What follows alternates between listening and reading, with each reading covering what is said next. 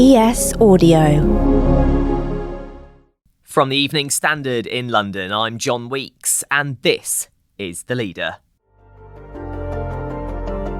As the perfect storm of rising food, energy and fuel prices continues to impact people across the UK, a group of teaching unions are calling for an expansion to the free school meals programme.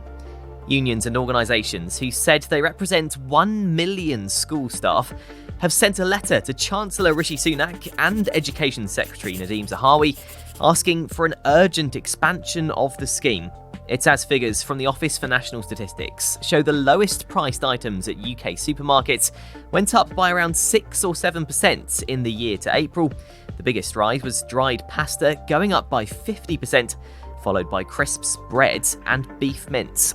The group of unions and organisations, including the National Education Union and the School Food Review Working Group, want free school meals to be offered to all children in families receiving universal credit or equal benefits. In response, the government has said it's providing over £15 billion of targeted support on top of £22 billion already announced for those with the greatest need. Richard Bettsworth from the Association of School and College Leaders, which is also behind the calls for a free school meals expansion, joins me now. So Richard, first of all, can you just explain how the free school meals scheme currently works? So the free school meals scheme works as an entitlement to, as an offer to children from disadvantaged circumstances. And it is done by looking at benefits, so the benefits that they receive. So for infants, in fact, there is a universal provision, so for very young children. But after that, it's effectively means tested. It's done by whether families are entitled to certain benefits. If they are, that is then, it gives an offer of free school meals to those children. So what has prompted these calls to expand the programme to more families? There's a good case for expanding the offer anyway. So just in normal times, there's a good case for expanding the offer. That's because the coverage of free school meals applies to about 1.7 million children in England. That's around about 20% of pupils in English schools. We know, in fact, that the rate of child poverty is a lot higher than that. So we know that about 30% of children in the UK live in poverty. So there's obviously a gap there between the number of children who currently are eligible for free school meals and the number of children who live in poverty. So we would like to see, in general, an increase in that entitlement, in that offer of free school meals. I think particularly at the moment, the case is that a lot of those families will be feeling extra pressures because of the cost of living crisis, because of soaring inflation. So particularly now, there's a very strong case to expand that provision and offer free school meals to more young people. And what have school and college staff been hearing or seeing from pupils and their parents to warrant these calls? Well, I mean, in any time schools see very significant levels of poverty, I don't think people will quite appreciate just how severe that is. I mean, it is extraordinary that in a relatively wealthy country like our country, you have nearly 1/3 of children living in poverty. That is a startling statistic. And schools are very much on the front line of dealing with this. They deal with this all the time and support their pupils. So, very often they'll be doing all sorts of things to support young people who live in poverty. As I say, at any time, pre-pandemic, during the pandemic, and now that will be particularly so, with families under a great deal of pressure. I mean, a lot of schools do things like, loan out items of uniform to young people to make sure that they are able to come to school with the uniform required. They supply food and they supply all sorts of help and support to young people who live in poverty. It is an absolute daily occurrence in schools, unfortunately. And obviously the cost of everyday food items going up, along with energy and fuel prices, is impacting all families at the moment. Is there an argument to open up free school meals to all children, as they do in Scotland and Wales? Well, there is a good argument for extending free school meal provisions so that it is an offer for all children, making it effectively universal. The issue would be cost, clearly, but there is a very strong argument for doing so because it would ensure that all young people receive the offer of a nutritious free meal every day.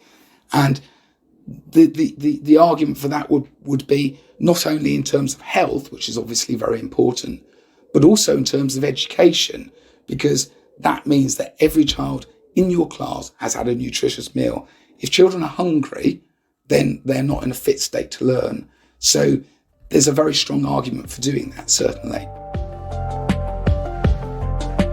Let's take a break now. In part 2, we'll be asking if the government will bow to the pressure on this issue, and we'll be exploring how much families are struggling, even those who aren't on universal credit. There's a real danger that they are falling through the cracks, and life will be very tough for them, particularly at the moment.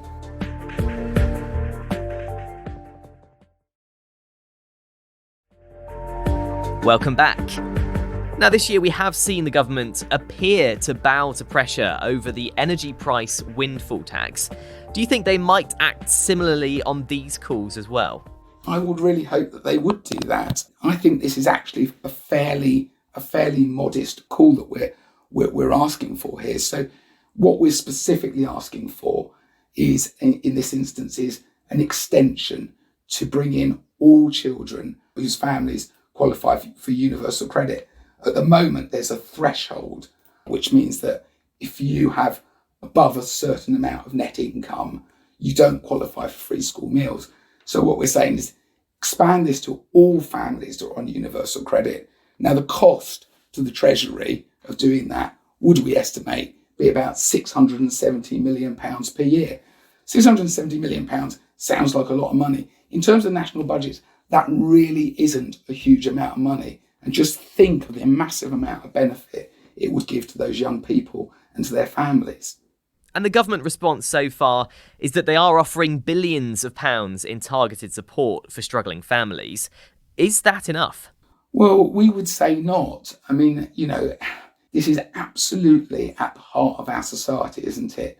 We think that it is of the utmost importance that young people are supported and that young people who are in poverty, that we do, as a wealthy nation, we do something for them. It really doesn't seem to be beyond the bounds of being reasonable to say that those children should qualify for a free, nutritious meal every day that they're at school. So is it because actually families who don't qualify for universal credit and therefore free school meals are struggling to put food on the table as well? I mean, are they falling through the cracks in terms of eligible benefits? Yeah, absolutely. I think that there is a group of families who currently don't qualify for free school meals, but who live in quite difficult circumstances, who are financially not well off and who really struggle.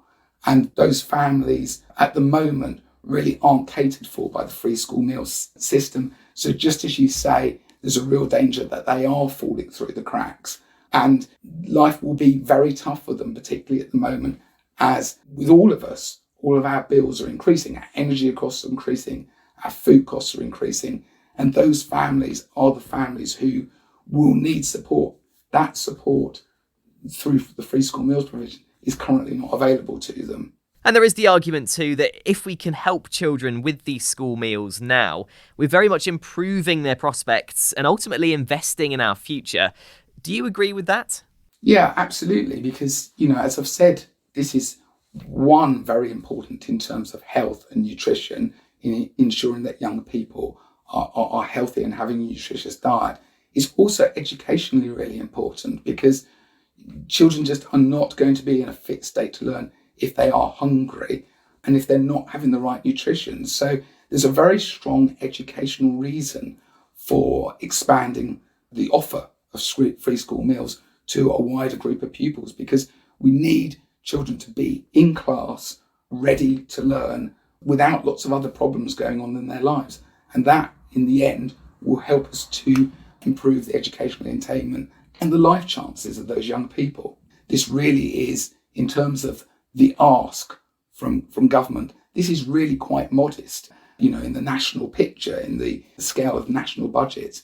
For this fairly modest investment, it could bring a huge amount of benefit to some of the young people in this country who face the most difficult challenges in their lives. That's The Leader. There's more on this story in the Evening Standard newspaper and, of course, online at standard.co.uk. We're back tomorrow at 4 p.m.